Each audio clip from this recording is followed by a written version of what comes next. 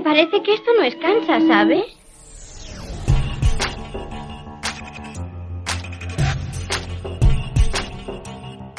Bienvenidos a BRMU Podcast. De la biblioteca a tu casa. La Biblioteca Regional te lleva la mejor programación cultural, los mejores profesionales y las charlas más interesantes. Disfruta del episodio. Bueno, buenas tardes, yo soy Antonio Rentero, hablo de cine, pero no habéis venido ni a verme ni a oírme a mí, sino a ver y a oír a María Guerra, que me imagino que la conoceréis, los que ya la escuchábamos con el cine de lo que yo te diga, teníamos mucho cariño y ahora con la Script, me parece que además el nombre, igual hay que explicar por qué la Script. Pues yo empecé en la cadena SER en el año 93 en un programa que se llamaba El cine de lo que yo te diga y estuve hasta el 2006 y entonces me pasé a la SER, a la parte generalista y entonces me dijeron que hiciera un blog. O sea, imagínate cuando había blogs. Y entonces a mí yo tenía una resistencia a hacer blogs, me parecía como muy personalista y entonces me parecía que la script, que es la persona que escribe la continuidad, pues era un poco lo que se ajusta al personaje de periodista. Luego, curiosamente, hay una script real que se llama María Guerra y que ha trabajado pues con muchísimas películas, con el Celda 211 y una vez pedimos una entrevista para Viggo Mortensen y me dijeron, bueno, Viggo Mortensen ha venido porque es la script María Guerra.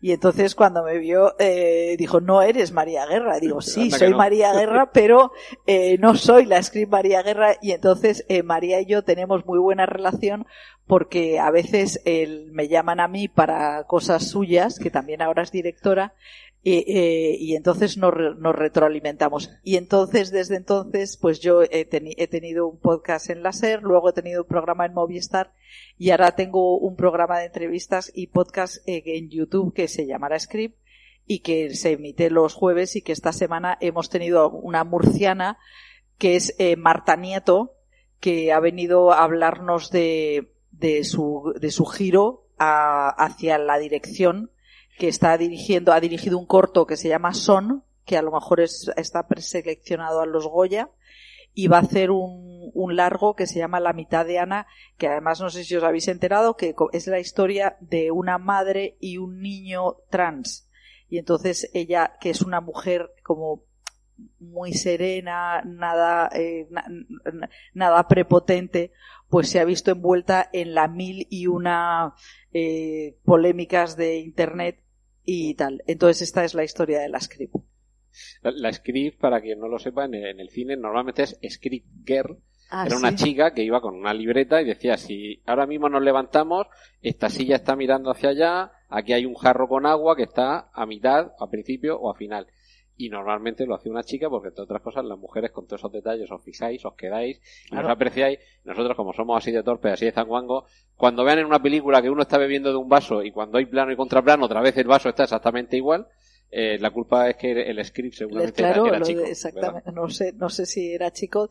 También en el cine hay otras profesiones que fueron muy femeninas, como el montaje. Uh-huh. Las montadoras eran eran mujeres. La mujer de Hitchcock. La mujer de Hitchcock, la montadora de Scorsese se llama Thelma Schoonmaker y yo la vi a esta señora en Venecia que le daban un premio y entonces ella dice, bueno, es que era como un trabajo muy minucioso, claro, era como hacer filigranas. Y siempre sentíamos que las montadoras que no era un trabajo importante hasta que llegó el Cool Edit y los editores digitales. Dice, y ahora los chicos jóvenes, dice, he conseguido una audiencia, un respeto por el coñazo monumental que es montar. Ahora se han dado cuenta del follón que es. Que era como coser, o sea, como el que hace vestir. Bueno, José Luis López Vázquez, mi querida señorita, él era una excelente mujer costurera porque sus inicios en el cine no fueron como actor, sino en el departamento de vestuario. Entonces, claro, cuando lo ves en la película, que verdad. todavía es la señorita, y lo ves lo habilidoso que es cosiendo Claro. y con la máquina y demás, dices, la preparación que habrá... No, preparación ninguna. O sea, no para el papel, sino porque Que trabajaba de eso. fue, claro, fíjate, eso no se puede falsear. No. O puedes hacer como Daniel Day-Lewis, que decide Sí. irse a Florencia, estar 9 años aprendiendo zapatería, pero no para un papel, sino porque le gusta a él ser zapatero. Sí, no, claro, y luego hizo la de Balenciaga, Uh-huh. que es verdad que tiene esa pinta de un poco de freak, que, en fin, bueno, como veis empezamos a hablar de cine de cualquier cosa. O sea que esto, yo sigo a Antonio en lo que él me diga. Lo que sí que os pediría es un poco de agua. Ah, es verdad. Juanjo. Juanjo, agua para todos. La mejor biblioteca de Murcia. Agua para la todos, por lo Scrip, menos para esta todos los que estamos Scrip, aquí. que es una señora que se queda sin... Bueno, no sé si todos los que estáis aquí habéis visto Her, que era la película que se estaba proyectando justo antes. Y uno de los temas para hablar hoy son películas que cumplen aniversarios redondos el próximo año. Her es del año 2013, el año que viene cumple una década. Y tanto esta como otras películas que ahora iremos soltando y desgranando, las reflexiones que hace 10 años fueron lo suficientemente lúcidos con esta película, que lo estábamos hablando María y yo antes de bajar aquí, para mostrarnos algo que lo tenemos ahí, la relación con el asistente digital, cómo nos aislamos y tecnológicamente nos enganchamos de alguien, en el caso de la película, el personaje de Joaquín Phoenix, un sistema operativo, pero ¿quién te dice que quien está detrás de un perfil en una red social es alguien real? Y cito solamente el caso de una plataforma que igual os suena, que se llamaba Ashley Madison, que era una plataforma tipo Tinder, pero además específicamente para ser infiel, y se descubrió que como el 85% de los perfiles femeninos eran falsos. Ah, no lo sabía. Sí. Había unos anuncios que salían, por ejemplo, el Rey Juan Carlos, porque hacían anuncios con infieles famosos. No, a mí realmente lo que me parece que la propuesta que me han mandado Juanjo, el director, y Antonio, una lista de hitos, ¿no? De películas hitos, y que íbamos hasta el 23, desde 1900. Un siglo. Sí, un siglo, ¿no? Y entonces me dicen, bueno, a ver cómo relacionamos esto, y lo primero que me ha parecido, claro, es hacer ese trazado, lo que decías, es mirar no el futuro, sino mirar hacia atrás quién ha sido el genio que ha sido capaz de trazar el futuro.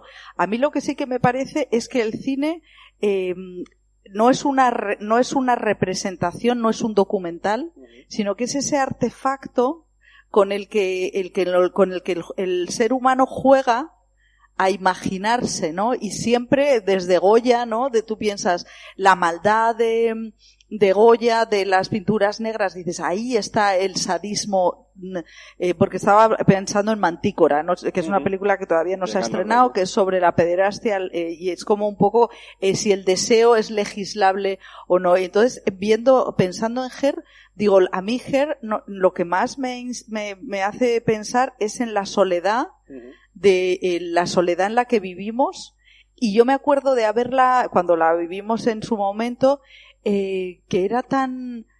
Ay, gracias. Muchas gracias. A mí me resultó a veces como ridículo. O sea, pensé, ay, gracias. Dije, es que cosa tan... ¿cómo se le ha ido la pinza a Spike Jonze?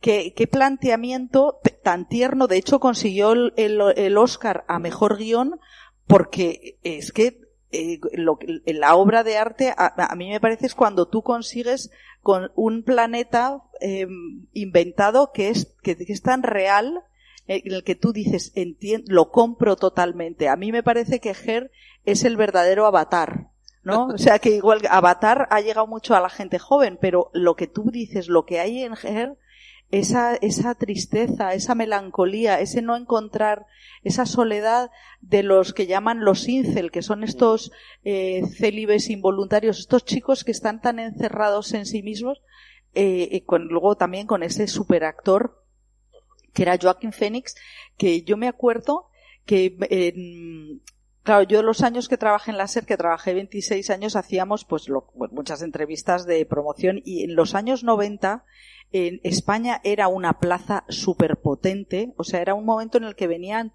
George Clooney pues, montones de veces, y yo me acuerdo de entrevistar a Joaquin Phoenix cuando vino por En la cuerda floja, y ya era un personaje, él, de estos caracol, ¿no? Esta gente que se recoge sobre sí misma y que para no hablar de sí mismo hablaba de sus zapatos que decía que eran de un material sintético porque es ultra vegano. Entonces dices, qué barbaridad cómo él representó ese hombre también con esa masculinidad frágil, muy vulnerable.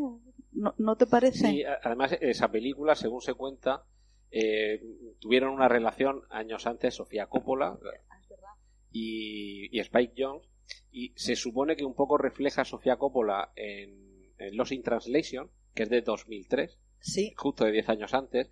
En esa película refleja un poco la relación que había entre ellos. El personaje del fotógrafo, sí, el esposo de Scarlett Johansson sería Spike Jonze, sí, y Scarlett Johansson sería Sofía Coppola. No es que les pasara exactamente eso, pero refleja la situación que había entre ellos, y se supone que la respuesta a Lost in Translation, en cuanto a ese aislamiento sentimental que tienen ambos, sería Her, que tampoco quiere decir que Spike Jonze se enamorara de un sistema operativo en 2003 y dejara a Sofía Coppola, pero se supone que es la respuesta emocional y sentimental de cada uno de ellos a su ruptura. A mí me cuadra, porque Spike Jonze yo también le he entrevistado y me pareció... ¿Cómo se llama la película del monstruo? Que era un niño... Donde viven los monstruos. Y entonces aparece en las entrevistas estas de promoción, llegan los americanos, los llevan a un hotel de muchas estrellas, y entonces se suele, si eres de radio o así, entras como en grupos de 4. Y entonces él se pasó toda la entrevista comiendo. Entonces yo, como era de radio, vas con tus cascos y tal, y entonces... Y era como un mega tímido también, que todo lo que hacía era comer para no mirarte a los ojos. Y luego me preguntaron, ¿cómo se ha portado el talent? Y yo dije, el talent no ha dejado de comer. O sea, se ha portado fatal el puto talent. Y la verdad es que sí que Sofía Coppola, que también es otra tímida total, es verdad que en Lost in Translation a mí es una película que me enfadaba un poco, porque yo pensaba, ¿qué hace una tía de 20 y tantos años en Tokio encerrada en la habitación, ¿no? Y ligándose a un 50añero que parece como un trasunto de Sabina, ¿no? ¿Nos parece un poco como un sabinero americano, ¿no? Que es Bill Murray, y dices, pero porque yo había de joven viví 2 años en Taiwán, porque en los 90 no había trabajo en España, y me fui con mi marido y nos fuimos a trabajar a Taiwán. Y daba miedo ir por las calles de un país asiático. Pero claro, yo que tuve la experiencia pensé, pero esta tía es gilipollas. O sea, me encanta Sofía Coppola cómo narra también, porque creo que tiene esa cosa enfermiza. ¿No te parece? Sí. O sea, yo creo que ellos adelantaron también la mirada millennial o centennial, que ahora dicen que la gente joven tiene una percepción, se llaman la generación de cristal, están muy enfadados, y yo creo que lo hace, que justamente enfadados, porque yo creo que es una generación que verbaliza su fragilidad, ¿no? Y que te dicen, a mí mis hijas que son de 20añeras dicen que nosotros hemos tenido muchos dolores sin analizar, y yo creo que en ese sentido Sofía Coppola y Spike Jonze son unos individuos muy sensibles, muy frágiles, y que anticiparon esa manera de analizar su yo, que es un poco infantil también, vista por ejemplo desde mis 57 años, ¿no? Que yo pertenezco a una generación más dura, más seca, y entonces les mirabas porque es muy novedoso. Pero te da la sensación de que, bueno, yo tengo 52, que estamos en la misma quinta más o menos, te da la sensación de que nosotros, cuando éramos jóvenes, las cosas las decíamos a la cara, y ahora como lo dices a través de una pantalla, por eso eres una generación de cristal, te hace más daño porque tienes un intermediario electrónico, y por eso, en el caso de Her, por ejemplo, le causa más impacto sentimental al personaje de de Joaquin Phoenix su relación con una inteligencia artificial que su relación con una mujer de verdad, porque tiene ese intermediario que es la tecnología. Tú no le dices algo a alguien a la cara, o sea, nos estamos peleando en internet con gente que no conocemos. Claro, es que si estuviéramos en la calle no nos pelearemos así. No, claro, yo es que en realidad creo, claro, solo hablo por mí misma, pero yo tengo la sensación de que mi generación no decíamos las cosas. O sea, yo creo que había una no comunicación. Ni siquiera, o sea, en el plano de sentir. Tú sentías un malestar que era no estaba elaborado. Y entonces yo creo que estos artistas han abierto, de ahí lo que me parece la maravilla de la representación del arte, de cómo una película te sirve para identificarte o te da herramientas. Y a mí me parece que Spike Jonze y Sofía Coppola lo que hacen es crear una manera de manipular su malestar y hacerlo además que me gusta mucho, con un humor, una ironía que no es atacante hacia los demás. Y eso es bello, y luego también es esperanzador porque hay una ternura, ¿no? O sea, que luego hemos derivado en unas redes sociales tan enfadadas siempre. Entonces siempre, por ejemplo, de verdad que no es solamente para que veáis mi programa, que también en la entrevista de Marta Nieto, que me impresionó, cómo Marta hablaba de lo trans, de cómo esto ha generado tanto enfado. Y ella hablaba del amor, pero de una manera que estábamos un poco acojonadas pensando que nos iban a linchar, porque ya hay temas que no se pueden tocar, ¿no? De repente ahora nos hemos encontrado con temas que no se pueden tocar, y yo creo que Spike Jonze en esta película habla de muchos dolores detrás de la pantalla y cómo hay esa torpeza emocional. Y bueno, el propio trabajo del personaje de Joaquín Phoenix es escribir cartas a mano. Claro. Porque ya no escribimos cartas a mano. Claro, ahora, bueno, yo tengo una amiga que regala es una compañera que ya no trabaja en prensa y se viene a veces conmigo al Festival de San Sebastián, y entonces está en mi habitación de hotel y entonces se compra tarjetas. Y cuando se va siempre me llena la habitación de tarjetas, y a mí me emociona precisamente porque me las escribe a mano, que es una cosa que ya solamente mi madre de 93 años compra Christmas y los escribe a mano, ¿no? Entonces yo creo que anticipa tanto. Y luego, claro, me habíais propuesto el tema de estos hitos, y entonces yo había visto, es una lista muy larga de películas de 2013, del 3, del 93, hasta atrás, y entonces, claro, yo como soy una feminista empedernida, buscaba, digo, mujeres. Y no, entonces está Sofía Coppola, poquitas. Pero luego están los hermanos Wachowski, que ahora, entonces, entré en IMDb y digo, pero si es que ellos se han encargado, ellas, de que sus Matrix fueran firmados por mujeres. Y entonces también dices, qué bonito que la historia del cine, bueno, pues pues él estaba contado por hombres blancos anglosajones, porque el relato está hecho por hombres blancos, bueno, está El salario del miedo de Clouseau, pero que es verdad que el cine europeo tiene mucha voz, pero la gran voz es anglosajona. Y me encanta que Matrix se haya colado con esa perturbadora presencia que eran dos hombres y ahora son dos mujeres. Y lo que me parece un poco, es una reflexión fuerte el pensar que las Wachowski están en retirada. Sí. O sea, que el hecho de cómo lo trans, si un hombre transita hacia las mujeres, como la industria es mucho dinero, también las directoras siempre dicen que no les dan superhéroes. Pero claro. Es que cuando te dan superhéroes, haces una de Marvel como esta de los Eternals. Menuda mierda, ¿eh? Sí, eso fue, claro, que no nos pueden, sí. Error, porque quiero decir, o sea... No, pero que fue por tirar la cosa del No Man Dance, venga, Chloe Zhao, como hiciste... Bueno, sí. Eso también es la empresa a tope, ¿no?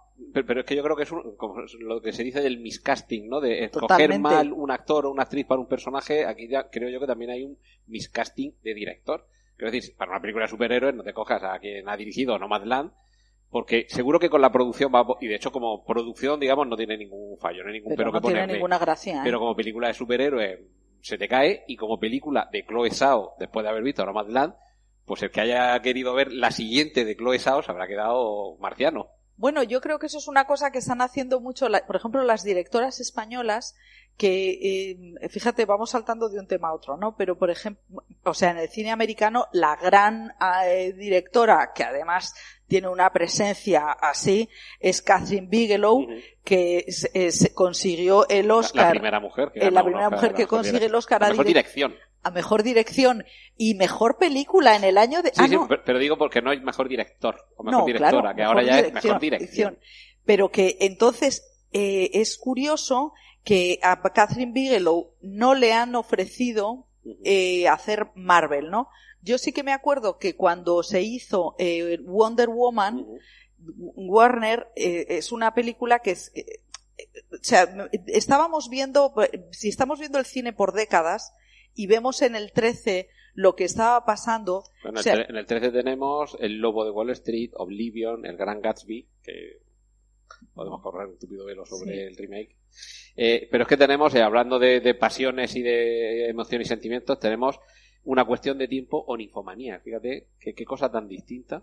Las pasiones bajas totalmente desaforadas con Lars von Trier y con falseamiento de la realidad con los insertos digitales para que parezca que las escenas explícitas las están haciendo actores que no son actores porno, pero al mismo tiempo lo contrastamos con una película como Una cuestión de tiempo, el mismo año, que lo que nos está llevando es bueno, es que si digo lo que hay de trasfondo hago el spoiler de la película, pero bueno, que el núcleo es el amor paterno-filial. Que hay una relación sentimental, pero el núcleo del secreto de lo que hay ahí tiene que ver con el amor que hay entre padres e hijos. Y en el mismo año ya cabe todo, afortunadamente, y hablo, bueno, una lista de películas de las más taquilleras, no de todo lo que se ha estrenado. Sí, o sea, a mí me parece que los años desde el 2013 hasta ahora, si piensas lo que ha pasado en el mundo, en el 2013 gana el Oscar 12 años de esclavitud. Entonces yo creo que es como si el siglo XXI estuviera viviendo una especie de adolescencia.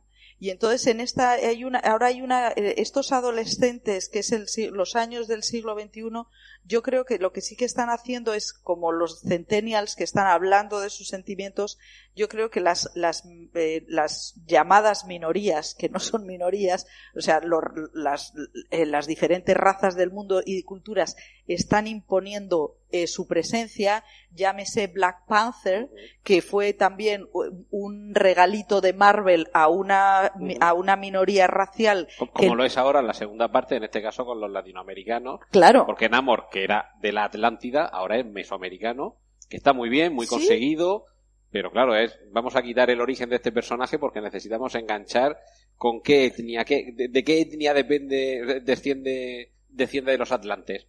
No lo sabemos. No sabemos. Pues venga, por los mesoamericanos. Claro. Y ha quedado muy bien, pero... Sí, ha quedado muy bien porque Ryan Coogler es un director que ha entendido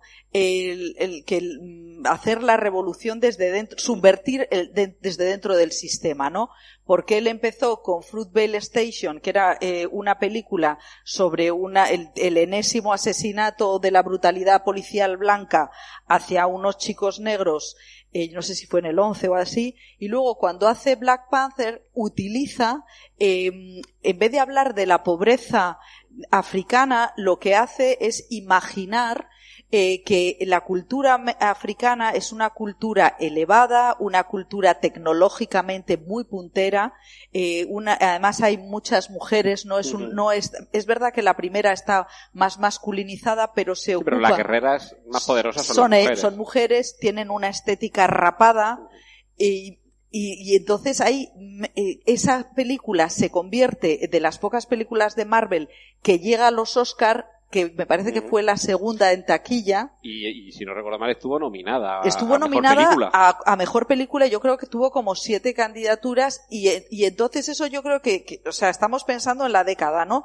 Del 13 hasta aquí. Entonces, en esta época, Marvel, que había tenido esa lectura eurocentrista o anglocentrista del hombre blanco anglosajón, de repente se ve cuestionada porque ellos empiezan a hacer como regalos a los negros. A la película de Wonder Woman, que yo me acuerdo haber entrevistado a la actriz, y yo en Wonder Woman, en la primera, a mí me buena. Sí, pero a mí me pareció que, ostras, tía, ¿cómo puedes hacer semejante, algo de sentido del humor? O sea, que Wonder Woman fuera una mujer hiper depilada, siendo una amazona, y entonces yo me acuerdo que la entrevisté y la tía más o menos me dijo, mira, guapa, yo he hecho lo que he podido hacer.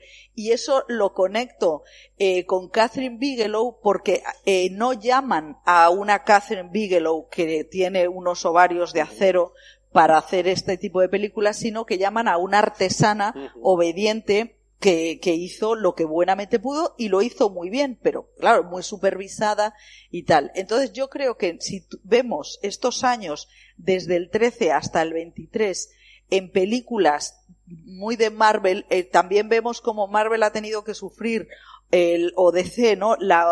El rollo de la humillación de ver cómo sus héroes tradicionales, que eran muy homéricos y muy androcentristas, pues no tienes que acompasar a los claro, otros. No han llegado también a conseguir el marchamo de no ya de la academia, sino de la industria, porque claro, una cosa que es fascinante con los Oscar es que las categorías las eligen los propios gremios. Entonces a los guionistas los votan los guionistas. Por eso un tío tan poco querido como Woody Allen tiene tropecientas mil nominaciones a los premios, a los guiones, porque claro, él hace esas construcciones que son maravillosas. Entonces, bueno, ya no, porque ya evidentemente pues está bien jubilado. Se supone que exacto que se claro, o sea, si tienes 85 años, pues no pasa, no es como Billy Wilder que lo retiraron antes, ¿no? Sino que ahora él ya, pues yo creo que ha llegado a un momento en el que tal, pero que es muy interesante que la Academia de Cine todavía, a mí me parece que sí que mantiene esa inteligencia, porque cuando eligen a Black Panther están pegando, ahí hay mucho oficio, porque yo creo que en el cine es muy importante el rollo artesanal, y luego hay mucha política. Entonces el Oscar de Spike Jonze fue reconocer el artefacto que vieron, más luego lo visionario socialmente a lo que nos íbamos a enfrentar, que es que ¿cómo se llamaba esa serie? Years and Years, sí, una serie en la que las señoras mayores se relacionan con el Siri de turno o con Alexa, le llaman señor. Y el otro día me dijeron, porque mi madre tiene 93 años y es muy pesada, y entonces no sabemos ya muy bien qué hacer con ella porque no suena el teléfono y tal, y entonces una señora me dijo, yo uso Alexa. Y entonces le han puesto una Alexa, y entonces es una manera que tiene la gente mayor de decir, llama a urgencias. Ya, y ahí hay algo conectado con la vida que a mí me parece milagroso del cine. Y por ejemplo, yo creo que las Wachowski han sido tan visionarias, tanto que se han pasado de frenada. Sí. Y entonces con la trilogía de Matrix, Matrix es de las pocas películas que se estudia en la Facultad de Filosofía. Entonces, con Matrix se pegaron tal pasada. Con la primera. Sí. Porque las que cumplen aniversario este año que viene cumplen 20 años, la segunda y la tercera, que las estrenaron el mismo año, con 6 o 9 meses de diferencia. Y es lo que dices tú, yo creo que con la primera llegaron tan alto que ya la segunda y la tercera intentaron superar. Además el mismo productor, Joel Silver, le preguntaba y te decía que ya no hay cuchara, o sea, ya lo hemos superado la barrera, y yo creo que se pasaron de frenada efectivamente con la 2 y con la 3, que seguramente son con las que más se creo yo, se podían identificar las propias hermanas Wachowski, que en aquel momento todavía no eran hermanos, Claro. que seguramente tendrían más o menos en algún punto del proceso Claro. su futura transición, y ese mismo cambio ya se puede intuir precisamente en esas dos películas. Bueno, de hecho yo estuve en Berlín haciéndole entrevista a Lana Wachowski, y ella era Lana y el otro Larry Sí, todavía no. Y entonces a mí me pareció que ella era una intelectual, pero de un calibre monumental, porque en estas entrevistas son el horror. O sea, tú llegas 5 minutos, y entonces ella, es española, no sé qué, y entonces como la película aquella era una paja mental monumental, pues yo no sabía muy bien por dónde tirar, y ella empezó a hablar de Saramago, y la película a mí me parece que no sabría si decir que es fallida o que es tan grande que yo no encontré a dónde agarrarme. Pero sí que tuve la sensación de que ellas estaban ya como en otro lugar. Y cuando hizo Matrix Revolutions, Lana decía que yo creo, mi intuición personal es que las Wachowski hicieron Matrix Revolutions porque en un momento de tanto odio transgénero y con el género como centro del debate, quisieron firmar en el presente con sus nombres de mujeres. O sea, eso me da a mí la sensación, porque la película me parece que no aporta gran cosa, y de ellas decían que Warner se había presentado todos los años después de Matrix con un camión, y además decían así, un camión de dinero en la puerta de su casa para que hicieran, porque cada vez que ellas hacen algo o Sense8 o lo que sea, es importantísimo, sí, o genera, y ya dijeron que no. O sea, que yo creo que la sensación que tengo es que ellas dijeron, vamos a hacer Matrix Revolutions para que aquí todo el mundo Trump, porque también otra cosa es que si tú te das cuenta, entre el 2013 y el 2023, lo que ha pasado en Estados Unidos ha sido Obama y Trump, que es brutal. O sea, que hay que ver también, o sea, el cine claro, el cine que nos llega de ese país, venía para acá y el taxi nos decía, porque decía que todo Murcia hervía en el Black Friday.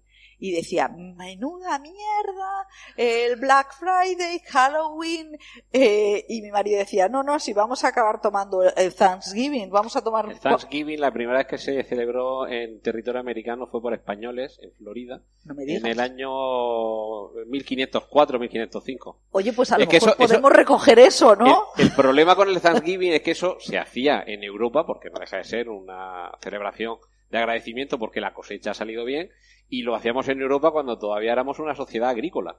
Cuando pasa a ser América, el continente que se tiene que edificar sobre una sociedad agrícola, nosotros nos olvidamos porque ya somos burgueses, ya somos de ciudad. Pero bueno, nos olvidamos de nuestras costumbres de pueblo. Pero nos parece entonces nuestro Thanksgiving es la Virgen de agosto. Porque yo en el pueblo, son de un pueblo de Castilla... La matanza. Aquí en Murcia el equivalente sería la matanza. Cuando al final de temporada, el marranico, que ya lo tiene engordado, como dice que en Rosa Belmonte, lo sube a una mesa de matar marranos y ahí los raja, hace salchichas para todo el año. Es que me encanta pensar que el Thanksgiving lo vamos a llamar la matanza. La matanza, claro. Entonces vamos a proponer en este mundo vegano en el que estamos la matanza, ¿no? Bueno, la matanza de paparajotes. Sí, pero bueno, me encanta que sea de Slaughter, ¿no? De Spanish Slaughter. O sea que tenemos también un cuchillo, pero en lugar de matar un bicho, pues sacamos las hojas del limonero, claro, o sea, y a los de fuera os decimos, sí, muerde. Claro, pero eso va a ser así. Entonces yo lo que veo es que cuando hacéis esta propuesta de vamos a ver el cine por décadas, ¿no? Y entonces tú dices que ¿qué evolución ha habido? Las conexiones entre el optimismo de Obama, que además es verdad que vino acompañado de todas estas películas, ¿no? Bueno, de 2013 también El Lobo de Wall Street. Bueno, claro, fíjate si nos estaba contando algo que había pasado tiempo atrás, pero también nos estaba anticipando algo que seguiría pasando, porque las burbujas las vamos a tener siempre. Sí. En este caso, en El Lobo de Wall Street, con acciones de empresas y con la bolsa, pero es que ahora mismo estamos también, décadas atrás del estreno de esta película habíamos tenido la burbuja.com, pero ahora estamos con la burbuja, con la cripto burbuja, sí, que no aprendemos. ¿Y no te da la sensación de que, hablando de Scorsese, que yo creo que El Lobo de Wall Street, que por supuesto no le premiaron en Hollywood, fue un poco como, para mí es como el destierro definitivo, o sea, no pueden desterrar a Scorsese porque evidentemente es un santón y es una vaca sagrada de tal calibre que ha retratado también el alma americana, y además no es como Coppola, que ha tenido unos derrapes terribles, sino que ha sido tan sistemático en ver todos los fantasmas americanos. Y entonces cuando un tío de 70 años, que tendría entonces Scorsese, que es capaz de hacerte en una década El Lobo de Wall Street y luego Silencio, o sea, que es capaz de ir, bueno, vamos a poner un atracón de coca salvaje y que es un poco desafiar todo lo que les pasa. Teníamos en la radio un becario americano, americano y bilbaíno, se llamaba Alan White Martínez, que su madre es María Asun de Bilbao. Y entonces Alan decía que en Estados Unidos, que él se había venido a España porque era gay y porque en ese país no podía soportar la vida, ¿no? Entonces decía, son tan comprimidos, tan represores, que durante la adolescencia no te dejan hacer nada. Dice, entonces luego, claro, las películas estas de los desmadres universitarios son fruto de que cuando te vas de casa de tus padres, que te hacen como el análisis de PIS de American Beauty, dice, pues entonces los desparrames universitarios son de coma etílico para arriba, ¿no? Y entonces a mí me parece maravilloso que Scorsese nos suelta en el 13 una película que tú dices, hombre, ya sabíamos todos, que ya habíamos visto Wall Street, ¿no? O sea, parece como que Oliver Stone ya nos ha contado todo, cómo puede ser el desparrame, y yo creo que Scorsese se hace como un torrente de Wall Street. Entonces, porque antes estábamos hablando, Antonio y yo, de cómo el cine es visionario, en el sentido de que Torrente es una película que en el 98, yo creo que fue, sí, hace un montón, ¿no? En el 98 nos reíamos de Torrente porque era una... ¿Cómo ibas a pensar que gente así iba a llegar al Parlamento? O sea, y ahora están gritando a las tías que casi hay que ir a violaros, ¿no? Entonces tú dices, pero ¿cómo podía ser? Y es verdad que Segura, que decís que ha estado aquí, que es un tío tan inteligente, yo creo que él también se ha distanciado porque no ha querido entrar en ese análisis político de su engendro, porque ha sido tremendo. Yo sí que creo que cuando él avanzó en Los Torrentes le decíamos, más que porque él decía, no, si yo lo que hago es criticar a ese tipo de hombre, pero decías, claro, no, dices, pero es que hay un disfrute con el porno, tal, o sea, te estás tocando, macho, mientras estás viendo, o sea, todo está lleno de contradicciones. Por eso a mí me parece tan fascinante el cine, que también nosotros como espectadores, yo me doy también todas las licencias para hacer las interpretaciones que quiero. O sea que, porque si eres un académico, si desde la universidad, pues tienes que hacer toda una interpretación agarrándote más, pero nosotros, en un viernes por la tarde que venís aquí, pues podemos hacer alguna libertad. No se reparte cocaína, pero se reparten interpretaciones, ¿no? Que pueden ser son igual de alucinógenas de la realidad. De todas formas, fíjate con el papel tan importante, que quizás no lo sepamos ver siempre, que tiene el cine como espejo en el que tú te miras, y realmente no es un espejo, es un cuadro. Sí, películas como Fast and Furious, que es aquello de aprender a mantener relaciones sexuales viendo películas porno, es tan inteligente como aprender a conducir viendo Fast and Furious. Pues sí. Te la vas a pegar igual, te va a salir igual de mal. Y en el caso de Torrente yo creo que pasa exactamente lo mismo, que hay quien se ha mirado en ese espejo deformante del Callejón del Gato y no se ha dado cuenta de que no es un espejo para mirarte ese caso concreto. Espejo para mirarte puede ser el Atticus Finch de Matar a un ruiseñor, sí. Pero no Torrente. Bueno, eso es un espejo idealizado, ¿no? Claro. Porque es que es un hombre, fíjate, los americanos también esa necesidad que tienen, igual que yo creo que la cultura española y ya el Levante ni te cuento, en la cosa de la ironía, de la coña marinera, en cambio los americanos tienen esa necesidad de que todo sea un bien hiperbólico, o sea, ¿por qué Atticus Finch, que es como el Jesucristo americano?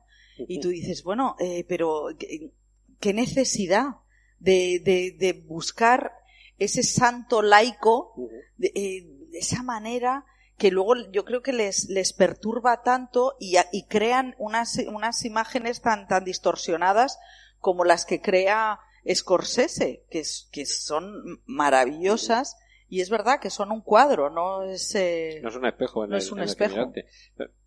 Seguimos retrocediendo un poco en el tiempo, no vamos a llegar al año 23, no vamos a hacer el recorrido de un siglo, pero nos vamos hace 30 años, al año 93, las 4 películas más taquilleras del año, La lista de Schindler, La familia Addams, La tradición continúa, Parque Jurásico y Pesadilla antes de Navidad. 2 de Spielberg, 2 obras maestras, cada una de ellas en su estilo, en el de entretenimiento y en lo que hablábamos antes de la cultura y el entretenimiento, pues aquí te da una de cal y una de arena el mismo año las dos, que eso también es una proeza. Pero ese mismo año también tenemos, y yo digo, de las 5 más taquilleras, las otras 2 son la segunda parte de La familia Addams, no tan divertida como la primera, pero bueno, pues todavía sigue, y Pesadilla antes de Navidad, que hay que seguir aclarando que no la dirige Tim Burton, solo la produce. Pero pero era su mundo, ¿no? Exactamente, pero que es una película que 30 años después todavía se sigue viendo camisetas, sudaderas, se venden bandoleras, sigue habiendo una estética que ha influido lo suficiente, y no sé si ha generado un modelo para seguir, y además en este caso aunando las 2 festividades, Halloween y Navidad, y además haciendo que haya una corriente que a partir de mediados de noviembre ya tengas a Jack Skeleton por todos lados.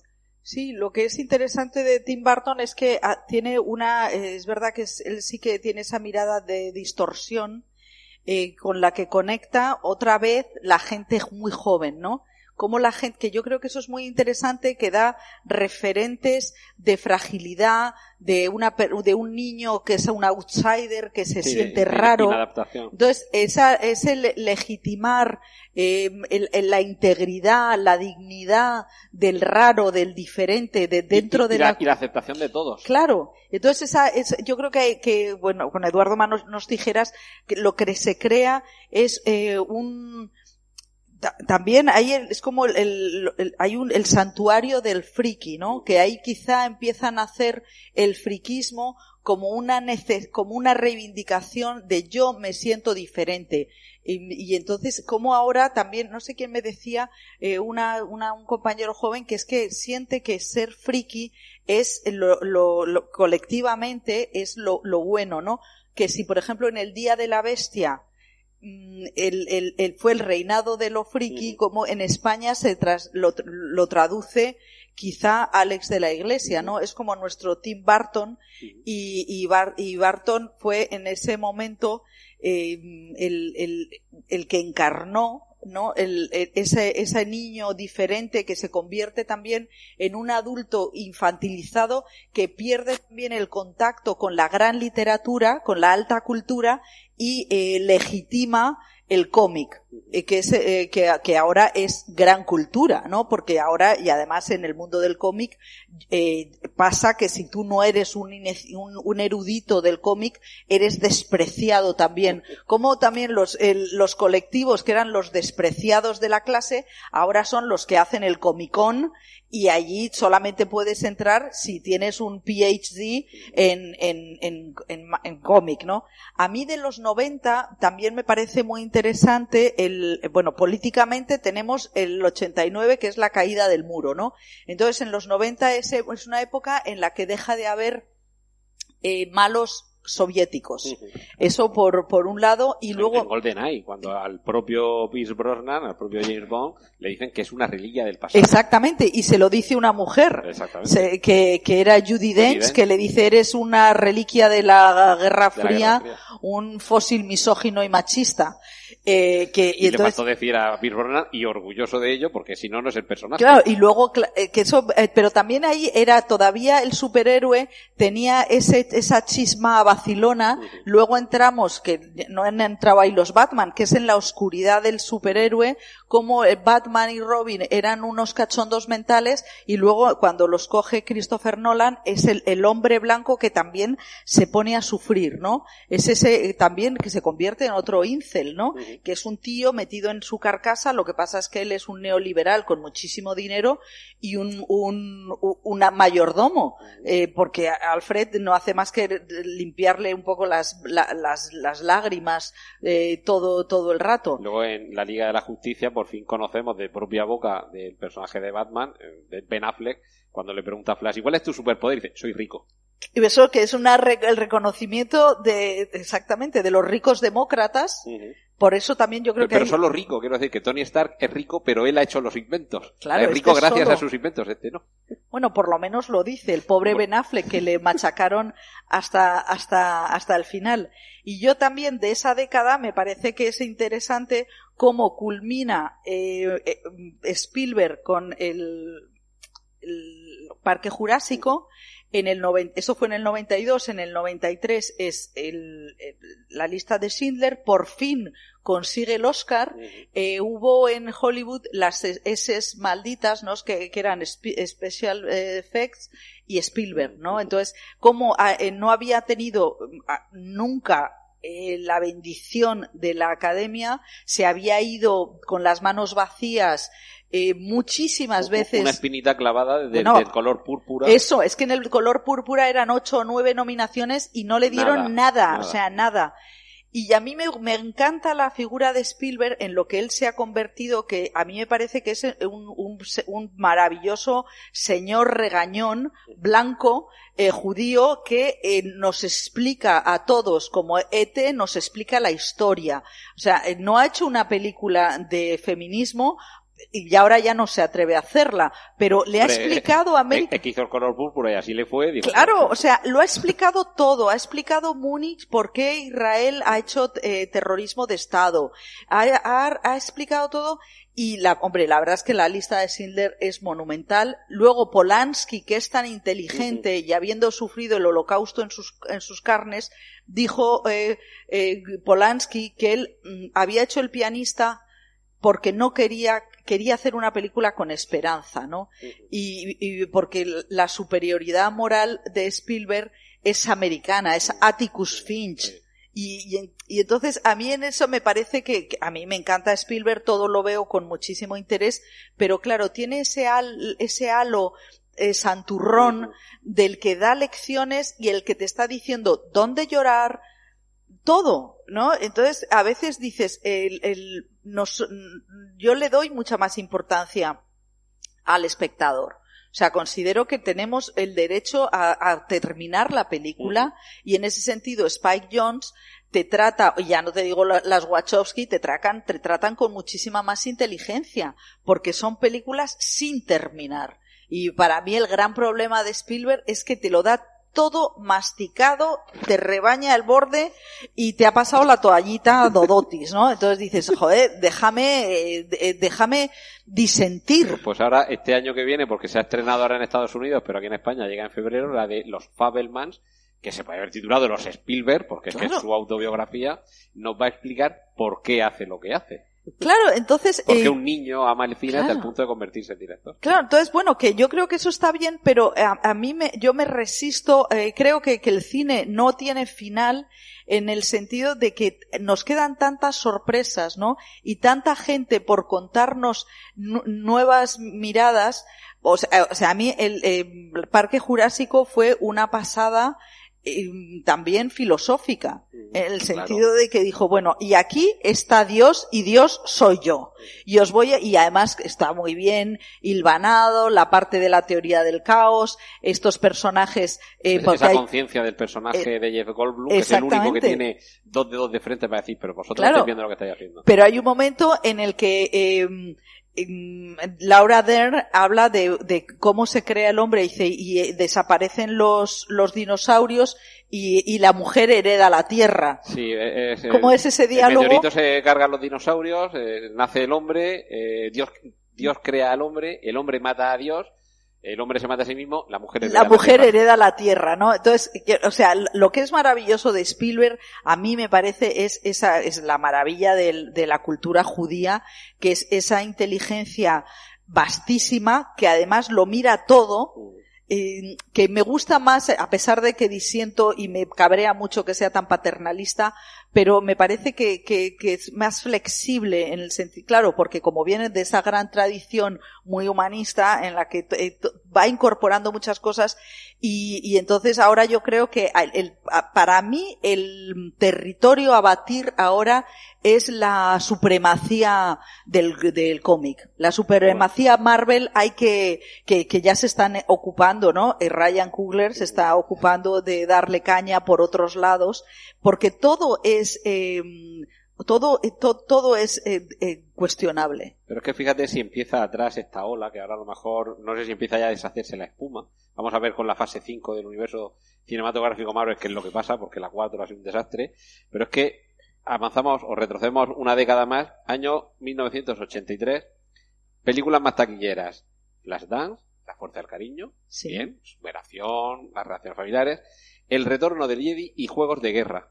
Es que ahí empieza también, ahí hay un germen de este friquismo que hay ahora, en el que se aúna la tecnología, el que con conocimiento eres capaz de meterte, de colarte en el ordenador que controla los misiles, y la última entrega en aquel momento de lo que revoluciona el Retorno del Jedi es la tercera de las en antiguas. La que tiene Yoda muchísimo protagonismo. No, esa es en la segunda. Esa es en la anterior. O sea, a mí lo que otra de las cosas que me fascinan desde ahora es que yo en el 77 tenía 12 años. Entonces yo me debatía entre Fiebre del sábado noche, Gris y La Guerra de las Galaxias. Bueno, como yo era de tenía hermanos chicos, iba a la de la Guerra de las Galaxias, pero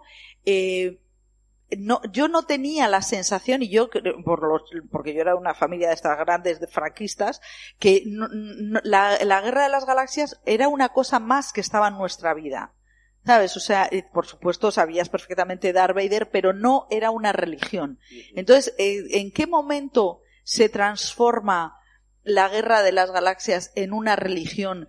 Con la segunda, con la del Imperio Contraataca. Sí. Y cuando descubres que hay algo más, sobre todo cuando dicen, vale, ahora el padre va a ser Darth Vader, lo vamos a descubrir, y esa frase mítica, ese giro de que resulta que es que era el padre, el malo, que no estaba muerto, que estaba Pero en tú, parranda. desde tus 50 años, ¿tú has tenido siempre esa sensación de que estabas viviendo con algo sobrenatural? Bueno, yo con 8 años salgo de ver aquí en la Gran Vía de Murcia La Guerra de las Galaxias, y no se me olvidará el darme la vuelta, mirar el cartel que había encima de cuando había marquesinas encima de los cines, y decir, ¿qué película he visto? O sea, lo tuviste. Sí, en el primer momento, pero que recuerdo el momento en el que entré a ver la del Imperio Contraataca, porque me llevó mi madre, pero llegamos un poquito tarde, entramos cuando ya estaba colgado Luke de la cueva del Wampa, y recuerdo perfectamente el momento en el que entré al cine, y ahí cuando descubres la gran revelación de que es el padre, ahí es cuando descubres que hay mucho más, descubres que hay un universo, no una historia solamente. Yo ya tenía muñequitos. Tú ya tenías muñequitos. Sí.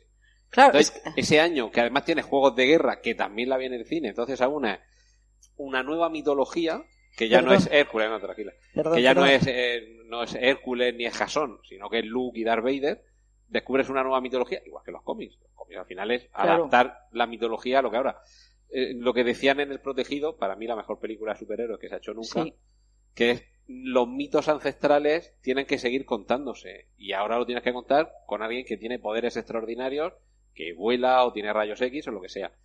Y en este caso, con una película como El Imperio Contraataca, que ves que hay algo más, que no es solo una narración, sino que forma parte de un universo más amplio, lo sumas a que en ese mismo año, en el 83, ves Juegos de Guerra, cuando ya empezamos con el Spectrum a toquetear, y decías, es que todo es posible. Desde lo más arraigado en la mitología a lo más próximo al futuro, porque ya leías a Asimov y veías Cosmos, entonces ya tenías una visión del pasado, del presente y del futuro, que empezabas a alimentar tú y 2 amigos más, lo que decías, del friki, del inadaptado. Claro. Y ahora con 52 años resulta que yo soy el único que todas esas cosas las vivió en su momento, y tiene figuritas de la primera generación de Kenner del año 77, porque me las regalaron mis padres en su momento y nunca las tiré. Pues a mí eso me parece súper delirante. O sea, yo pertenezco a una generación en las que veíamos las películas una vez. ¿Sabes? Entonces, bueno, luego he tenido que volver a verlas porque he trabajado en esto, y entonces teníamos que pues claro, vuelves y sobre todo que yo en la radio sacábamos cortes. Entonces, generabais más mito, vamos, a mí por lo menos me pasaba. Porque la película la veías una vez, pero ¿cuántas veces te quedas hablando de ella? Bueno, claro. Y ahí reforzabas, cosa que ahora no sucede. Porque ahora te ves, este fin de semana me he visto 1899, los 8 capítulos, o los 10, o los que sean. La semana que viene hablamos de ella, pero ya no sigues engrandeciendo el mito de una serie que está muy bien. Hombre, yo sí que creo, fíjate, yo soy muy defensora de o sea, a mí la gente joven es mi vivero, o sea, yo me alimento de lo que ellos dicen porque me parece que tienen una manera de ver la vida que es muy, muy reveladora y además se defienden muy bien, porque como se han criado con personajes con mucho poder defendiendo todo lo suyo y entonces a mí, por ejemplo, yo lo que pasa es que me doy cuenta que veo sus series a veces y no me interesan, o sea que yo soy mucho más de un universo de 2 horas que el universo de 2 horas te plantea el reto de una vida. Es que para mí es como un cuento, lo del Coco de Cortázar, ¿no? Es un cuento, es algo que está suspendido y que tiene que tener una coherencia, ¿no? Como los 3 actos en una cosa. Entonces, a mí me cuesta mucho el volver a las cosas y sí que veo que ahora cada uno está encontrando su Tim Burton, su Guerra de las Galaxias. Quizá lo que me parece un poco triste es que no haya un camino común. Bueno, me parece triste y a la vez es precioso. Sí, ¿no? Que Es cada uno precioso. pueda trazar su Claro, propio que camino. cada uno se identifique, ¿no? Yo, por ejemplo, ahora veo que ese poderío de gay o LGTBI me parece maravilloso. Por ejemplo, la gente de 30 años ahora reivindican una serie que se llama Heartstoppers, que a mí me parece una cursilada de puta madre, pero que dicen, a mí, tienen 30 años y dicen, a mí me ha faltado esa referencia. Entonces, es verdad que yo como mujer feminista, fíjate, cuando yo empecé a trabajar, yo empecé en los 90 y entonces empezaba en este programa, que era un programa súper puntero. Éramos 4 redactores para un programa de 2 horas semanal en la radio. Súper currado. Claro, o sea, de hecho hacíamos 3 reportajes cada uno de nosotros. Y entonces hacíamos 2 reportajes de actualidad y uno que llamábamos de estudiar, que era un clásico. Entonces tú tenías, te tocaba Hilda o te tocaba Fritz Lang, y entonces tú te pasabas allí horas y horas sacando cortes de películas, que luego eso es precioso, ¿no? Ver cómo te has aprendido los diálogos de las películas, y no sé por qué decía todo esto, porque se me ha ido el santo al cielo. Para encontrar tu camino. ¿Para encontrar? Tu camino. No sé, me he perdido definitivamente. Pero bueno, en esa subordinada me maté yo. En esa subordinada me he perdido, pero bueno, no sé si nos tenemos que ir ya. No, nos queda todavía tiempo. Pero no vamos a llegar, ya digo, muy atrás, pero simplemente para ver la diferencia. Hemos empezado hablando del Lobo de Wall Street, de Her, en el 2013, en el 2003, buscando a Nemo, El Señor de los Anillos, El Retorno del Rey, Piratas del Caribe y las 2 de Matrix. En el 93 La Lista de Schindler. Pero bueno, espera, 2000, es que los 2000 me interesan porque ¿qué le pasa a los 2000? Claro, yo siempre tengo el hito americano. El hito americano es el 2001. Sí. Mira, el 2001 yo era un jueves a las 3 de la tarde y estaba sacando cortes. O sea, sacar cortes para la radio es que teníamos un Revox, estos que eran así. Las bobinas. Las bobinas de audio. Y entonces estaba unida la televisión, el VH, con los audios. Y entonces eran las 3 de la tarde y yo estaba sacando cortes de Bill Murray, pues no sé qué estrenaría en el 2001. O sea, no era una gran semana, porque otra cosa que nos ha pasado es que en mi generación, como periodista de cine, yo me he criado analizando 5 películas a la semana y ahora tenemos 20 y tantas más las series. De hecho, yo no tengo, o sea, he cerrado muchísimo y lo siento porque no llego, ¿no? Tienes que elegir al final entre las buenas o las malas. Claro, y como las malas son más. Pero bueno, también a mí me parece muy importante ver el mainstream. O sea, el mainstream te dice muchísimo. Entonces, claro, en el 2001 caen las Torres Gemelas y es un shock de tal calibre. ¿Qué películas son las del 2003? De 2003, Buscando a Nemo, El Señor de los Anillos, El Retorno del Rey, Piratas del Caribe, X-Men 2. O sea, entonces si tú dices, ¿y qué pasa en el 2001?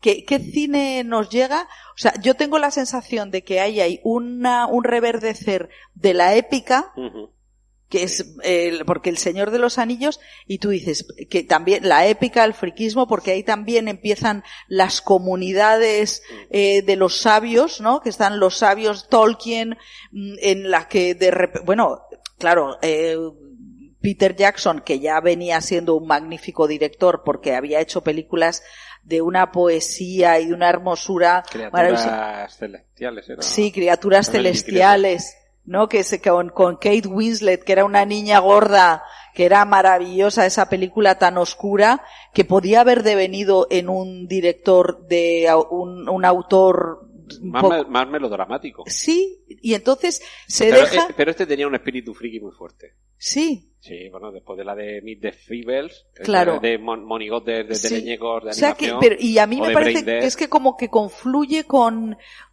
Guillermo del Toro, ¿no? Que son estos directores, aparte de barbudos, gordos y tal, es en que tienen esa necesidad de anclarse con lo mítico, porque lo mítico es como en un mundo tan grande, tú coges un gran mito homérico, ¿no? Y entonces eso te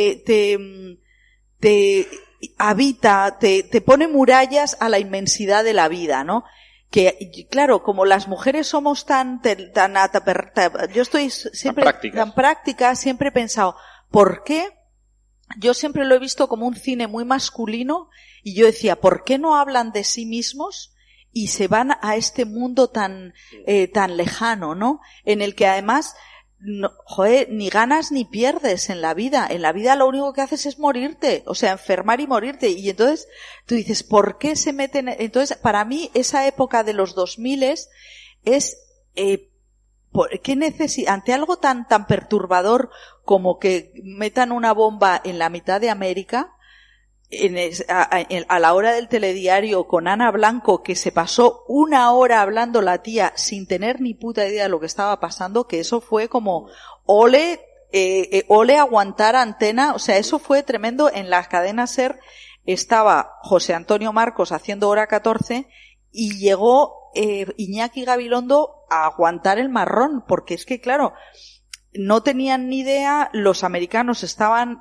histéricos sin saber lo que pasaba, y entonces yo creo que hay por eso esa época me encanta ver el siglo XXI como si fuera un niño. Es que empieza ahí, además. Claro, empieza ahí y empieza con de repente una maldad que sí que es de cómic, ¿no? Es una maldad legendaria, y entonces ahí empieza ese odio a lo árabe. Y por qué conecta también con la literatura mítica de las maldades. La maldad es extraterrestre, está enterrada en el suelo, habla elfo, y luego me parece maravillosa, que eso sí que me parece muy femenino, es la figura de Nemo, de Dory, porque todos somos Dory, porque todos, que es otra vez el inadaptado, y mirar con ternura lo inadaptado, que para mí es un poco como es esa corriente de humanidad que yo creo que tenemos un siglo XXI muy tierno. Por eso también ahora emergen estas masculinidades más blandas y hablar de uno mismo aceptando que vas a ser una mierda. Hombre, ahora ya hay una instalación en de que vas a ser una mierda todo el rato que ya casi es cansino, ¿no? Estamos dando la vuelta al péndulo, ¿no? Claro, entonces yo no sé en qué momento del péndulo estamos. Entonces, claro, si estamos en ese 2003, en el 93, en el 80 y tantos, que es cuando recogemos en los 70. ¿Y qué había en los 70? Mira, en el 73, películas más taquilleras: El Exorcista, El Golpe, American Graffiti, Sérpico, Operación Dragón y Jesucristo Superstar. Fíjate qué mezcla en el 70. Claro que va a salir de ahí, con los 80 que salieron. Con esa mezcla. O sea, Sérpico. Sérpico, está también el Robin Hood de Disney, está Papillón. Claro. Pero vamos, la más taquillera, El Exorcista, seguida de El Golpe y de American Graffiti. Bueno, fíjate, El Exorcista. Solo con esas tres, que además sean de ese mismo año, esas tres películas. O sea, El Exorcista, que ahora tú dices, bueno, yo me acuerdo, claro, en el Exorcista, yo tenía 8 años. En mi casa a mí no me dejaban ver la televisión, pero vamos, que no me dejaron hasta los 18 años. Entonces yo, El Exorcista no la vi, me la contaron en una casa, tú vivías en un interno militar. No, a mi padre le llamaban en el barrio el doctor Mengele. Porque cariñosamente, ¿no? Era un hijo puta de marca mayor, que en paz descanse.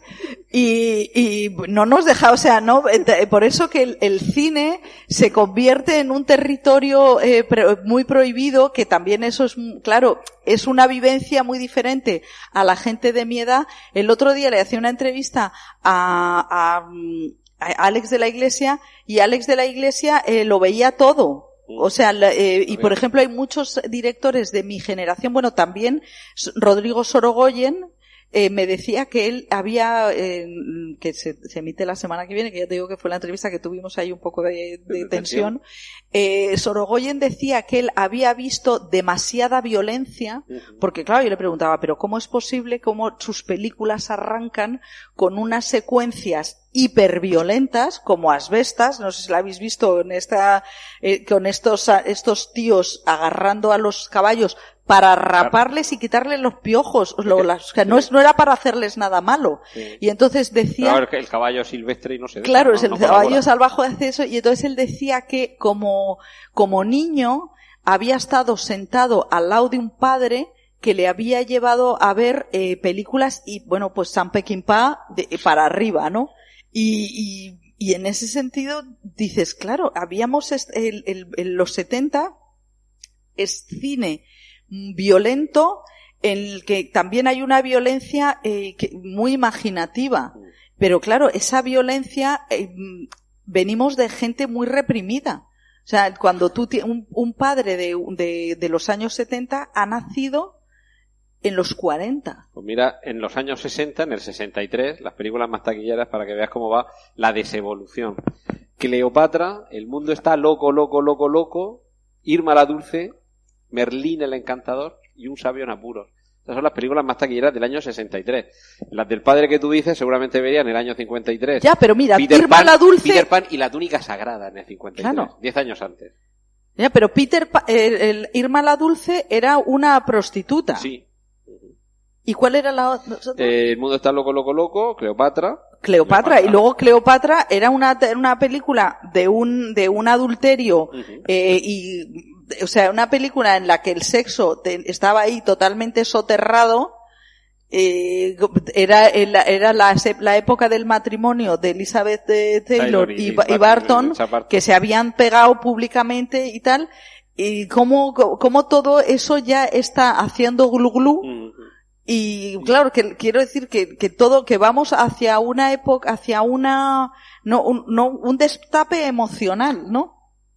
Vas dejando salir los demonios que a lo mejor han estado dentro, y yo creo que a lo mejor al ir dejando que vayan pasando 10 años en 10 años para ver las películas que más se ven en cada momento, se va uno dando cuenta de cómo va evolucionando el sentir de la sociedad y los antecedentes que tienen, claro, de dónde vienes. Incluso en el terror, las películas de terror de los años 70, La Matanza de Texas, por ejemplo, si nos vamos a una década antes, no hay ninguna película de terror entre las más taquilleras. En el año 53, Los crímenes del Museo de Cera y La guerra de los mundos, la de Byron Haskins, y ya en el año 43, ¿Por quién doblan las campanas? Y El fantasma de la ópera. O sea, fíjate cómo los referentes, tanto en el drama como en el modelo, o sea, en el personaje de Gary Cooper en Por quién doblan las campanas, que también lo tienes como un modelo de rectitud, pero fíjate qué diferencia con el Atticus Finch de Matar a un ruiseñor. Hombre, es que además la gente que hace películas en los años 50... Mankiewicz, ¿no?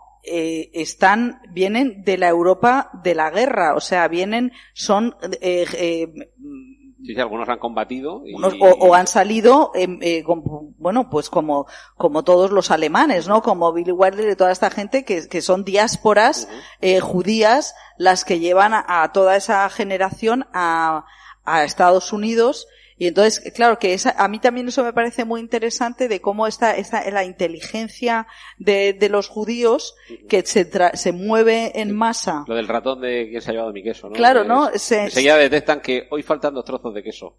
Y ya, entonces, se van hacia América y ahí, bueno, se ponen a las órdenes de un establishment cristiano, pero que respeta mucho. Eso se ve en Mank, ¿no? Sí. Cómo los estudios se divierten mucho con esa inteligencia, cómo utilizan la inteligencia de los guionistas y cómo está la artesanía. O sea, a mí me parece que en ese sentido la América de los estudios de los años 40, 50 es una gran máquina que tú ahora la ves replicada en Marvel, ¿no? Cómo hacen, al fin y al cabo, son los mismos churros que hacían en los años 40 y 50, como Hollywood los está haciendo ahora y cómo se están adaptando. También, si te das cuenta, durante toda esta evolución hemos visto desaparecer el western y el cine bélico, que han sido instrumentos de propaganda política, pero a todo trapo, ¿no? Y como la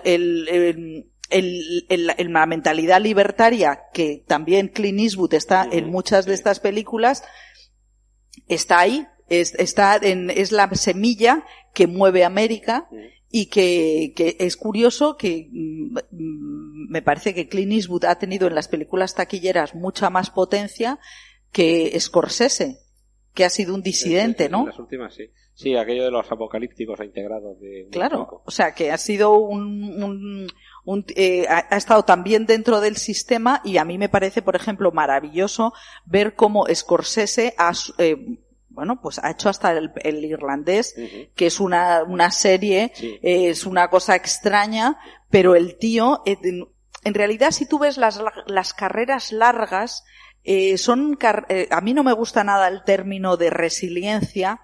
Me parece que en la vida aguantar es una mierda.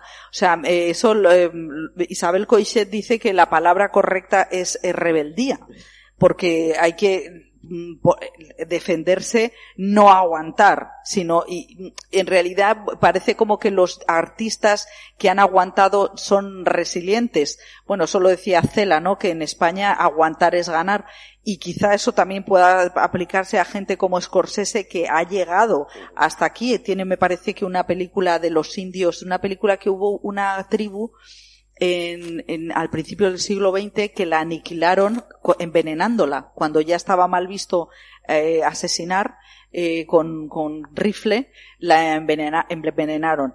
Entonces, a mí me parece que es muy, muy revelador la presencia de estos artistas artesanos políticos que han hecho esta disección de América. Y ahora quizá estemos en un momento de mucho interés en ver cómo está evolucionando el cine americano. Además, yo me refiero al cine evento, ¿no? Porque esto es un poder, un poder con un alto nivel de influencia y de penetración, porque es donde están yendo los chicos jóvenes. El cine evento ya se ha quedado que o es la película de Marvel o es la segunda parte de Top Gun.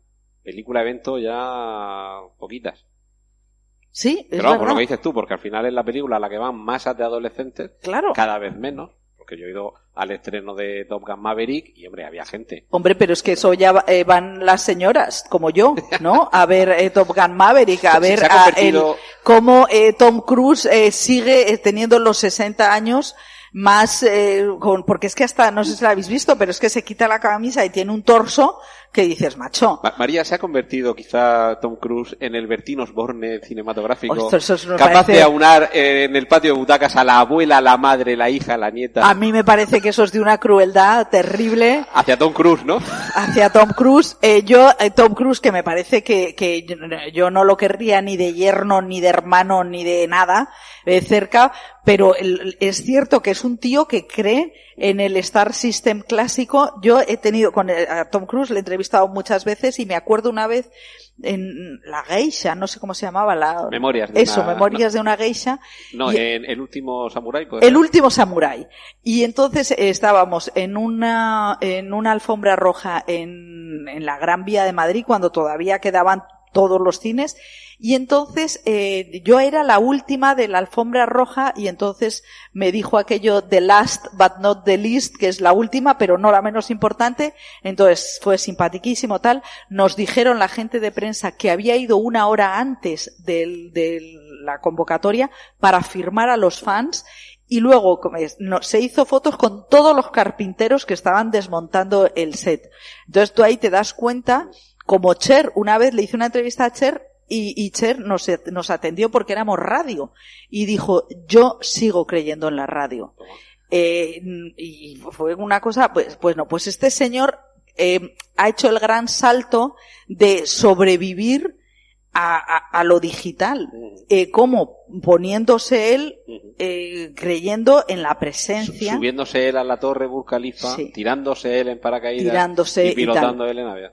Yo creo que es antiguo, más antiguo que el hilo negro, pero funciona. Respeto que el tío sigue ahí. Yo creo que lo que cuenta ya, bueno, pues es Homero, ¿no? Entonces dices, chaval, ya no sé si es un Ulises poco sofisticado.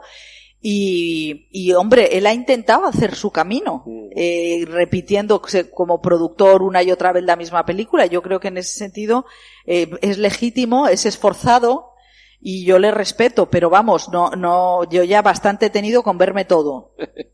Vamos a ir terminando porque se nos acaba el tiempo y esta gente se querrá ir a su casa a cenar. Sí, yo sobre todo es que veo que nos vas a bajar el sonido.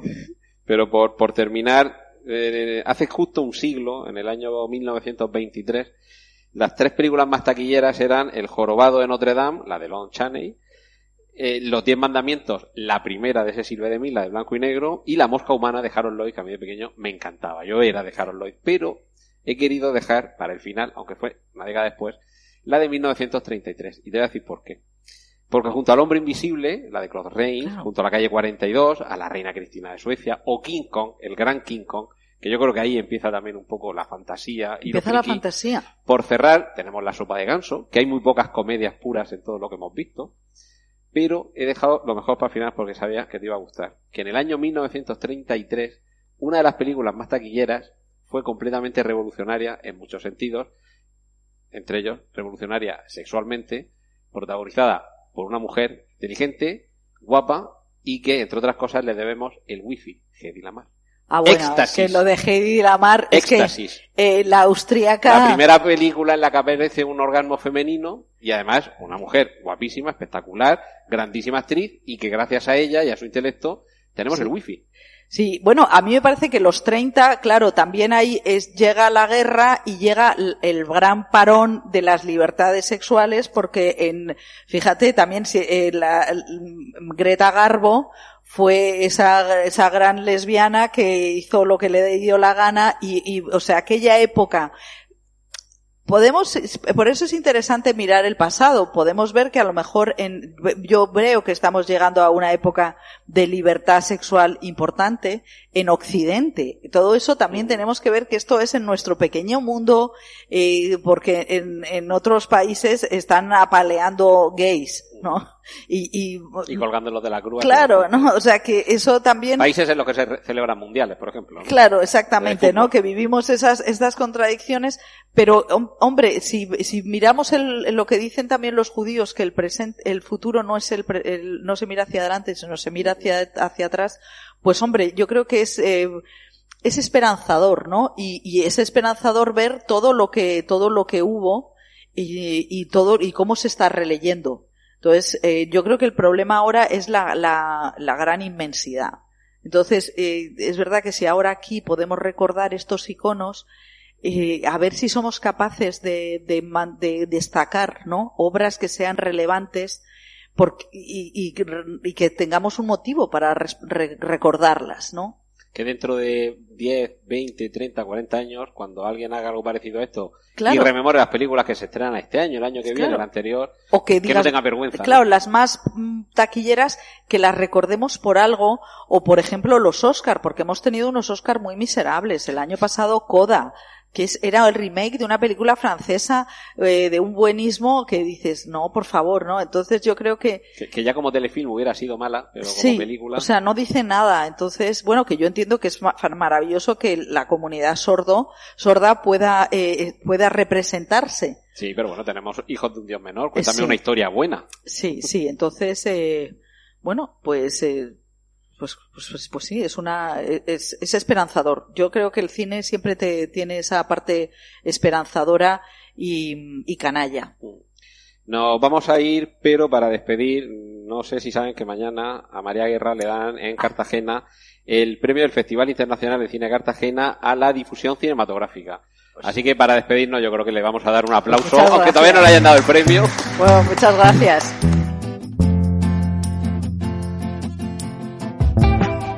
Acabas de escuchar otro episodio de BRMU Podcast.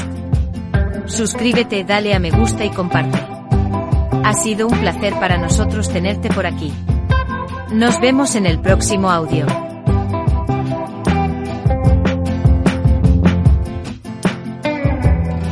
Presiento que este es el comienzo de una hermosa amistad.